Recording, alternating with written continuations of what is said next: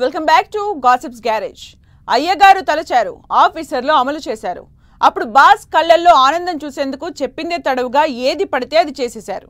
ఇప్పుడు సీన్ మారింది. ఆదేశాలు ఇచ్చిన ఆ నేతే ఇప్పుడు అయోమయంలో ఉన్నారు. అడ్డగోలుగా బిహేవ్ చేసిన ఆఫీసర్లు తలలు పట్టుకుంటున్నారు.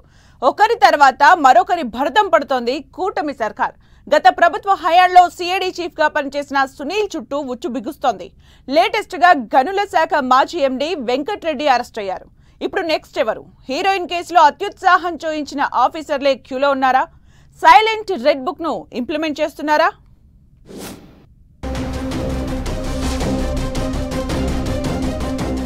అప్పటి అత్యుత్సాహం ఇప్పుడు కొంప ముంచుతోందా?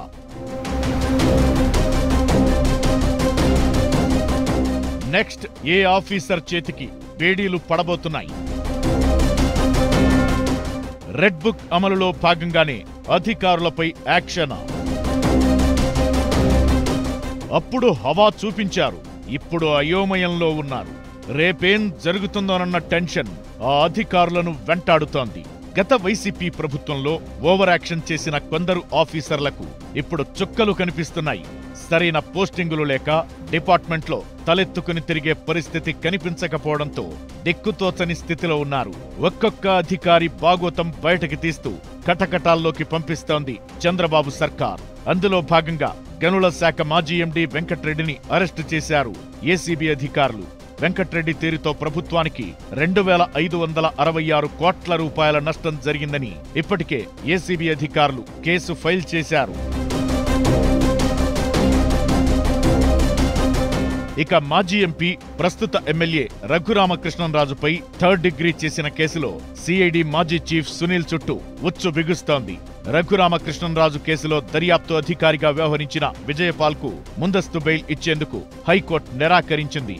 రఘురామకృష్ణంరాజును కొట్టింది నిజమేనని సిఐడి పోలీసులు వాంగ్మూలం ఇచ్చినట్టు తెలుస్తోంది.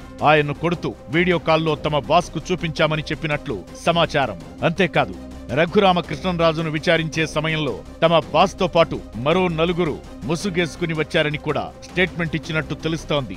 దీంతో సిఐడి మాజీ చీఫ్ సునీల్ పై కూడా యాక్షన్ తీసుకునేందుకు రెడీ అవుతున్నారు. మొత్తం 16 మంది ఐఏఎస్, ఐపీఎస్ ఆఫీసర్లపై యాక్షన్ తీసుకుంది కూటమి సర్కార్. అందులో 3ని సస్పెండ్ చేసింది. వెంకట్రెడ్డి అరెస్టు కాగా, ఇక నెక్స్ట్ ఏపీ బేవరేజెస్ కార్పొరేషన్ మాజీ ఎండీ వాసుదేవరెడ్డి నెలన్నర రోజులుగా పరారీలో ఉన్నారు. పలు అభియోగాలు ఎదుర్కొంటున్న ఆయన కోసం సిఐడి స్పెషల్ టీమ్స్ సెర్చ్ చేస్తున్నాయి. మద్యం పాలసీలో భారీగా అక్రమాలకు పాల్పడ్డారన్న ఆరోపణలు ఉండటంతో వాసుదేవరెడ్డిని కూడా ఏ క్షణంలో అయినా అరెస్టు చేయనున్నారు సిఐడి అధికారులు. ఆ తరువాత ఏ అధికారిపై యాక్షన్ ఉండబోతుందనేది ఆసక్తికరంగా మారింది. సినీ నటి జత్వాని కేసులో ఆరోపణలు ఎదుర్కొంటున్న విజయవాడ మాజీ పోలీస్ కమిషనర్ కాంతిరాణా తాత, డీసీపీ విశాల్ గున్నిపై చర్యలు తీసుకోబోతున్నారన్న చర్చ జరుగుతోంది.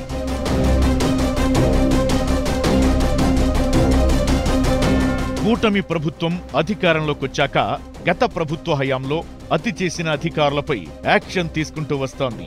97 మంది ఐఏఎస్, ఐపీఎస్ అధికారులను ట్రాన్స్ఫర్ చేయగా మరో 57 మందికి ఎక్కడా పోస్టింగులు ఇవ్వకుండా వెయిటింగ్ లో పెట్టారు.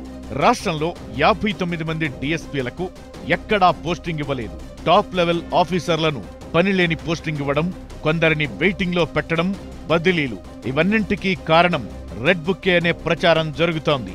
లోకేష్ దగ్గరున్న రెడ్ బుక్ లోని ఐఏఎస్, ఐపీఎస్ ఆఫీసర్లపై వరుస పెట్టి చర్యలు తీసుకుంటున్నారట.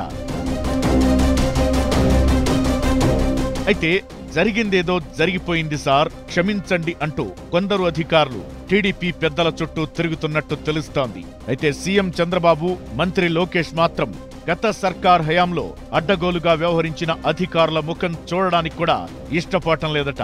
దీంతో కుడితిలో పడ్డ ఎలుకలా అయ్యింది అత్యుత్సాహం చూయించిన అధికారుల పరిస్థితి.